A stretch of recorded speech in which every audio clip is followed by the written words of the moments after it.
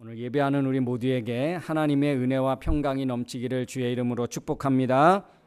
우리 서로 인사하겠습니다. 하나님이 하십니다. 여러분 믿음으로 고백하고 선포하시기를 원합니다. 내 인생에 하나님이 역사하시고 하나님이 주관하시고 하나님의 통치가 있어야 합니다. 우리 인생의 모든 것은 하나님이 하시는 줄로 믿습니다. 여러분 믿음 그러는데 믿음이라는 말을 참 많이 아마 들었을 것입니다. 그러면 여러분 믿음은 과연 무엇일까요? 믿음. 예수 그리스도를 나의 주님으로 믿는 순간 우리는 믿음의 사람이 됩니다. 그리스도인이 되어지는 것이지요. 이 믿음은 하나님의 선물입니다. 에베소서 2장 8절 말씀 한번 여러분 찾아보겠습니다. 갈라디아서 뒤에 있는데요. 에베소서 2장 8절 말씀 한번 우리 찾아서 한번 읽어보겠습니다. 에베소서 2장 8절 다 같이 읽겠습니다. 시작. 너희는 그 은혜에 의하여 믿음으로 말미암아 구원을 받았으니 이것은 너희에게서 난 것이 아니요 하나님의 선물이라. 이 믿음은 어디에서 났다고요? 너희에게서 난 것이 아니고 내가 믿고 싶어서 내가 믿는다고 해서 믿어진 게 아니라는 거예요. 내가 예수 그리스도를 하나님을 내가 믿게 되었다, 믿어졌다. 이것은 내 지식으로 내 환경에 의해서 어쩔 수 없이 내 어떤 판단에 의해서 믿어진 것이 아니고 내가 믿음을 가졌다, 하나님이 믿어지고 예수 그리스도가 믿어진다. 그러면 이게 무엇이라고요? 하나님이 나를 구원하시고 나를 사랑하기 위해서 내게 주신 선물이라니, 선물. 여러분 하나님의 선물을 받으셨습니까? 할렐루야. 우리는 하나님의 선물을 받은 그런 믿음을 갖게 되어진 줄로 믿습니다. 하나님의 선물, 이게 최고의 선물이지요. 내 인생에 이 믿음의 선물만큼 더 좋은 선물이 또 있겠습니까? 이것은 내 생명과도 바꿀 만한 그런 하나님의 선물입니다. 육신의 생명은 부모로부터 왔지만 내 영원한 생명은 하나님께로부터 주어졌고 하나님께로부터 우리가 받게 된 것입니다. 그러면 이 영원한 생명을 내가 가졌다는 것, 이거는 이 세상과도 바꿀 수 없는 너무너무 축복된 하나님의 선물입니다. 그런데 우리가 이 믿음을 통해서 그리스도인이 됐다는 것, 크리스찬이 되었다는 것은 선한 영향력을 이 세상에 줄 수 있는 기회를 얻게 되었다는 것입니다. 물론 잘못된 믿음과 잘못된 신앙 때문에 사람들을 아프게 만들고 또 사람들에게 실망감을 주고 심각하게는 사회의 어떤 악까지도 그렇게 그런 악한 영향을 끼치는 잘못된 믿음과 잘못된 신앙을 가진 사람들도 있습니다. 그러나 우리가 정상적인 믿음, 정상적인 이 하나님의 선물을 통해서 우리가 예수 그리스도를 믿는 믿음을 가졌다면 우리는 이 세상에 선한 영향력을 끼칠 수 있는 기회를 가진 사람들인 줄로 믿습니다. 우리는 그래서 누군가를 살리게 만들고 누군가를 위로하고 누군가를 회복하는 데에 우리 자신이, 우리가 가진 믿음이 쓰여진다는 사실을 기억하시기를 주님의 이름으로 축원합니다. 여러분 믿음은 무엇일까요? 믿음은 우리 보통 믿음은 아마 명사라고 그렇게 생각할 것입니다. 그렇죠? 믿음은 명사입니다. 어떤 그런 대명사는 아니어도 그냥 믿음 그러면 명사죠.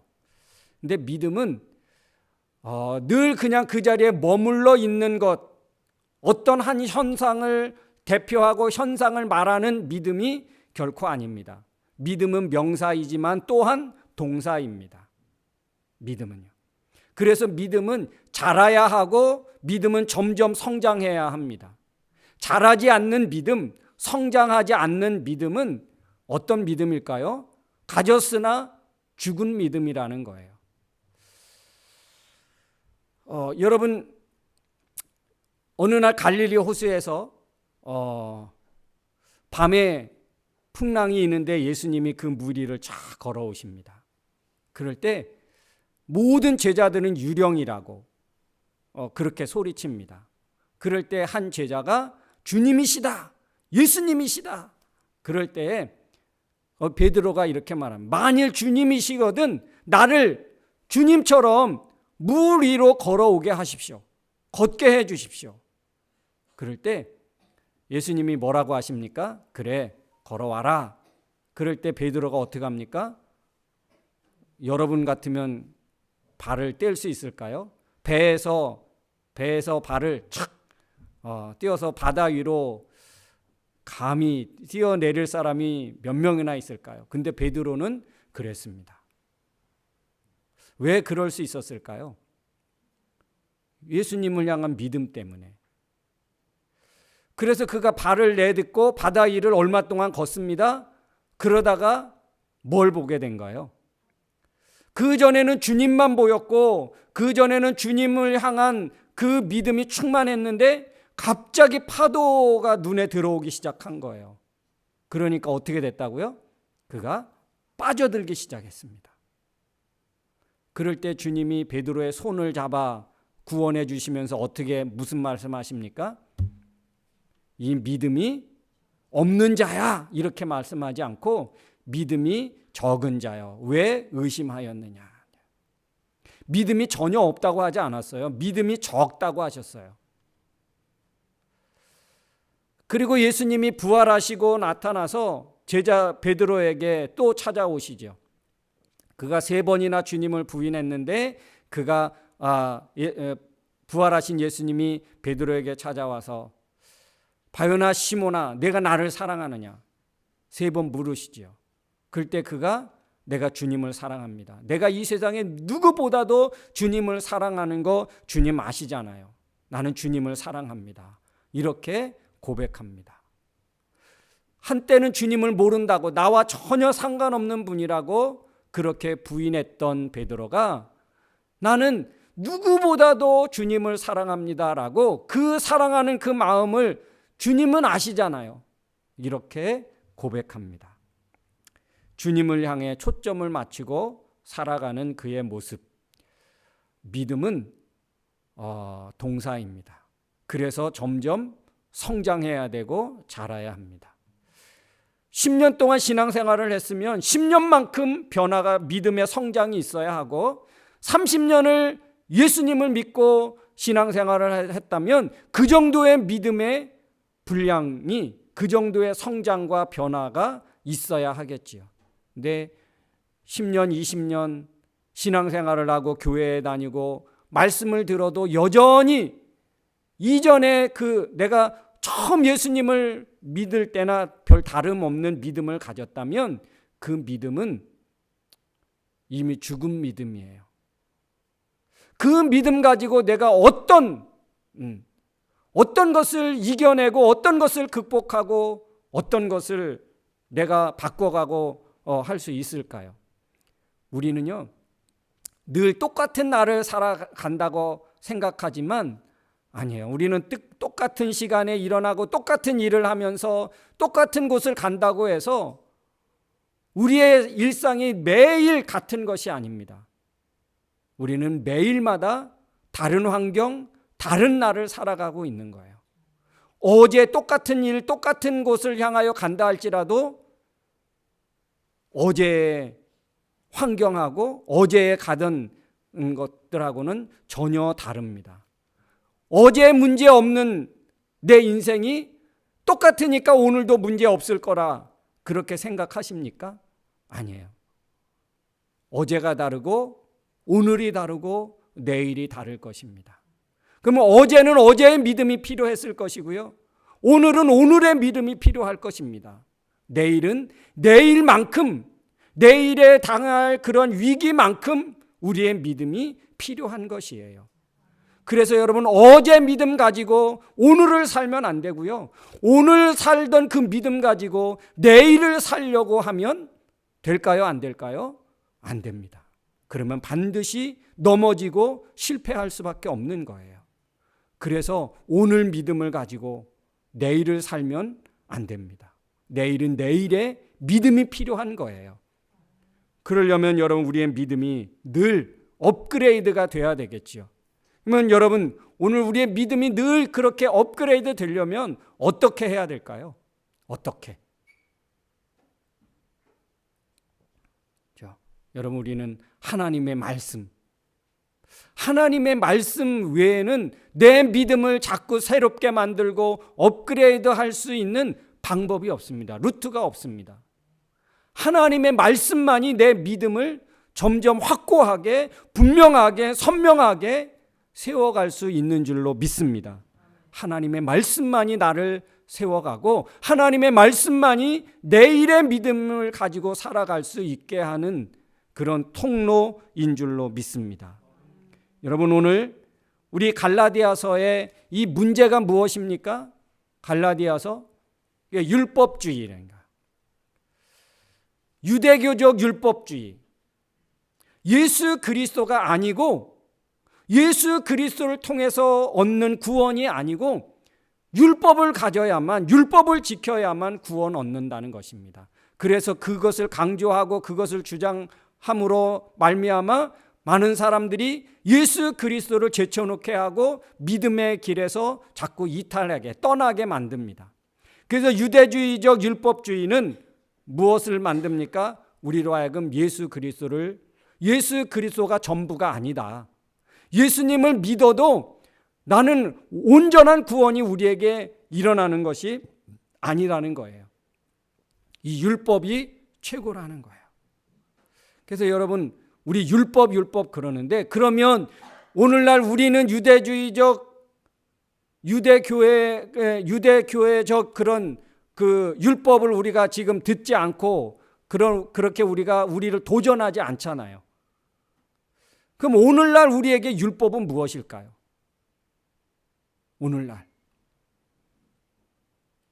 많은 사람들이 자꾸 예수님을 떠나게 만들고 믿음을 흔들리게 만들고, 하나님이 귀하다고 말씀하시는 것, 그것보다 아니라고, 귀한 것은 따로 있다고, 우리 인생에 필요한 것은 따로 있다고 그러면서 예수님이 전부가 아닌, 예수님은 그냥 한 일부분 정도로 생각하고 예수님을 떠나게 만들고 믿음의 길에서 떠나게 만드는 그런 것들이 오늘날 우리들에게 도전해 오고 있고요. 그것들이 오늘 갈라디아 교회의 성도들에게 그 도전이 왔던 유대주의적 그 율법주의랑 똑같다는 것입니다. 그래서 오늘 이 갈라디아서를 통해서 이 갈라디아 교회 성도들은 그 당시에 그런 예수 그리스도가 아닌 헛된, 잘못된 그런 가르침 때문에 믿음을 흔들리게 만들고 참된 신앙을 갖지 못하게 만들고 자꾸 교회를 떠나게 만들고 서로 갈등하고 분열하게 만들고. 근데 오늘날 그럼 우리는 어떤 율법에 지금 놓여져 있고 율법에 도전을 받고 있는가? 그거를 우리가 생각해야 합니다. 우리는 똑같은 모세 율법과 유대주의적 율법으로 우리를 도전해 오는 것이 아니라 오늘의 환경에 따라서 우리에게 도전해 오는 그런 율법주의와 같은 그런 도전이 우리에게 있습니다. 믿음을 떠나게 만들고 교회를 떠나게 만들고 내가 주님 안에 있지만 내 마음에 기쁨이 없게 만들고. 여러분, 진짜 참된 믿음을 가졌다면 우리에게 평안이 임하고 기쁨이 임합니다. 왜요? 이 평안과 기쁨은 하나님의 것이고 하나님이 우리에게 주시는 것이기 때문입니다. 세상은 우리에게 두렵게 만들고 근심하게 만들고 걱정하게 만들어요. 그러나 하나님은 우리에게 의와 평강과 희락과 화평과 하나님이 우리에게 주시는 것들은 우리에게 너무너무 행복한 것들이에요.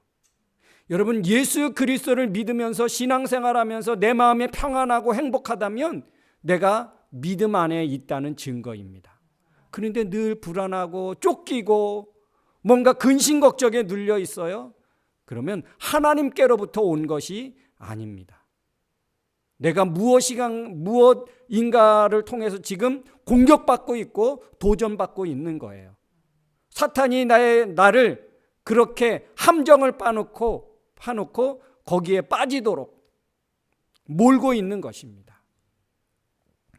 그래서 오늘날 우리가 이 모세의 율법, 어떤 유대주의적 그런 율법으로 도전하고 강요받지 않지만 우리에게 지금 강요받고 있는 것들이 있다는 거지요. 그게 바로 오늘날 우리의 율법이에요. 율법과 같은 거예요. 성문화된 그런 율법은 아니어도 내 믿음을 지금 도전해 오고 있고 내가 믿음이 성장하지 못하게 하고 이러한 것들이 지금 우리에게 도전이 있다고 하면, 그렇죠? 이 갈라디아 교회 성도들이 그 당시에 율법주의로 그런 공격을 받는 것과 똑같은 현상이 우리에게 지금 있다는 것이죠. 오늘 말씀에 보면 아브라함을 예로 들고 있습니다. 아브라함. 하나님이 아브라함에게 처음으로 약속해 주시죠. 우리 지난주에는 우리 찾지 않았는데요. 우리 창세기 12장 1절 3절 말씀 한번 우리 찾겠습니다. 창세기 12장 1절부터 3절 말씀 한번 우리 같이 한번 다 같이 읽겠습니다. 시작. 여호와께서 아브라함에게 이르시되 너는 너의 고향과 친척과 아버지의 집을 떠나 내가 네게 보여줄 땅으로 가라. 내가 너로 큰 민족을 이루고 네게 복을 주어 내 이름을 창대하게 하리니 너는 복이 될지라. 너를 축복하는 자에게는 내가 복을 내리고 너를 저주하는 자에게는 내가 저주하리니 땅의 모든 족속이 너로 말미암아 복을 얻을 것이라 하신지라. 이게 아브라함에게 하나님이 약속해 주신 말씀이에요. 이 약속의 말씀을 받고 4절에 이에 아브라함이 여호와의 말씀을 따라갔고, 이 약속 하나 믿고 아브라함이 하나님이 원하시는 대로 하나님이 머물라고 하시는 곳으로 하나님이 지시하는 곳으로 가겠다고 그렇게 고백하고 떠나갔다는 거예요. 이 믿음 떠나갔다는 이것이 하나님의 약속의 말씀을 믿어서 떠나갔다는 거예요. 그래서 이 말씀을 따라 떠나갔다는 그 믿음, 그것을 아브라함의 의로 여기셨다고 하나님은 그렇게 말씀으로 기록하고 있습니다. 하나님 아브라함만큼 이렇게 하나님을 믿고 따랐던 사람이 또 있었을까 하는 말씀이에요. 그런데 아브라함의 이 약속의 말씀을 받은 이후에 430년 이후에 뭐가 왔다고요? 율법이 왔다고요. 율법. 우리 갈라디아서 3장 17절 말씀 한번 읽겠습니다. 내가 이것을 말하노니 하나님께서 미리 정하신 언약을 430년 후에 생긴 율법이 폐기하지 못하고 그 약속을 헛되게 하지 못하리라. 그러니까 여러분, 아브라함의 약속을 주셨습니다. 430년 이후에 율법을 주셨습니다.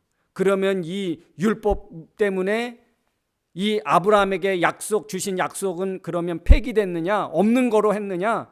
아니라는 거예요. 여전히 그것이 유지되어 왔고, 이 약속의 말씀은 그대로 약속의 말씀이고 오늘날 우리들에게도 주신 약속의 말씀으로 우리가 믿습니다. 그러면 오늘날 이 율법은 아브라함이 약속받은 그 이후 430년 이후에 준 그 율법은 언제까지 이게 유효하느냐? 언제까지? 유효 기간이 있다는 것입니다. 그것을 강조하고 있습니다. 언제까지요? 이 율법이 사람을 살리지 못하고 죄를 깨닫게 해주는 역할을 하게 되어지지요. 언제까지? 예수님이 오시는 데까지 이 율법이 유효합니다. 그렇다고 해서 율법을 완전히 그러면 무시해도 되느냐? 폐기되느냐? 그렇지 않다는 거예요. 약속이 율법 이후에도 계속 유효한 것처럼 예수님 때 예수님이 오시고 나서 그러면 이 율법은 폐기됐느냐? 예수님은 그렇게 말씀하지 않으셨어요. 내가 율법을 폐하러 온 줄로 생각하지 말라. 나는 폐하러 온 것이 아니라 완전하게 하러 왔다. 율법을 완성하기 위해서 오셨다는 것입니다. 간추려 보겠습니다. 아브라함에게 약속을 주셨습니다. 그 약속을 붙잡고 살게 해 주셨습니다. 누가? 자자손손. 하나님의 약속의 말씀을 붙잡고 살게 해 주셨습니다. 그래서 이삭과 야곱과 요셉 그리고 이스라엘 온 12지파 사람들이 이 약속의 말씀을 붙잡고 살아가게 되었습니다.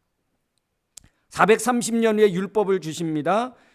그 율법이 무엇이냐? 19절 율법이 무엇이냐? 예수님의 오시기까지 죄가 무엇인지 알게 하고 밝히기 위해서 이 율법을 주셨다고 그럽니다. 그래서 하나님의 약속과 하나님의 율법은 서로 반대되느냐? 그렇지 않다는 것입니다. 만약 사람에게 생명을 주는 것이 율법이었다면 율법을 지킴으로 구원을 받아야 했을 텐데, 그러나 율법으로 온 세상이 뭐에 갇히게 되었느냐? 죄에 갇히게 되었다. 율법 때문에 온 세상이 죄에 갇히게 되었다. 이렇게 하신 것을 믿음을 통한 약속을 주시기 위해서 예수님을 보내주셨고, 예수님을 믿는 모든 사람에게 이 구원을 받게 하신 것, 이것이 하나님의 큰 그림이에요. 이것이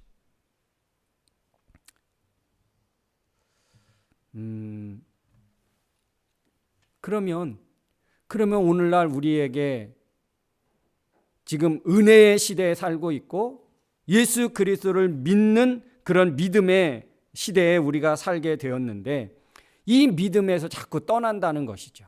믿음이 흔들린다는 것이죠. 믿음이 정체하고 있다는 것입니다. 그럼 오늘날 우리가 무엇 때문에, 갈라디아 교회 성도들의 율법과 같은 무엇 때문에 우리가 이렇게 되고 있느냐? 다시 돌아오라는 그런 하나님의 호소로 우리는 들어야 할 줄로 믿습니다.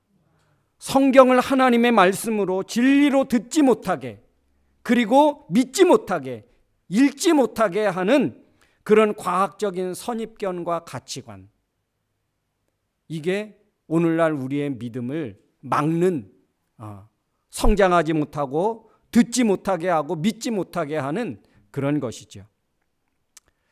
그래서 참 믿음에서 자꾸 떠나게 됩니다. 참 믿음을 갖지 못하게 하고 그것을 들어도 부인하게 합니다. 그리고 그것뿐만이 아닙니다.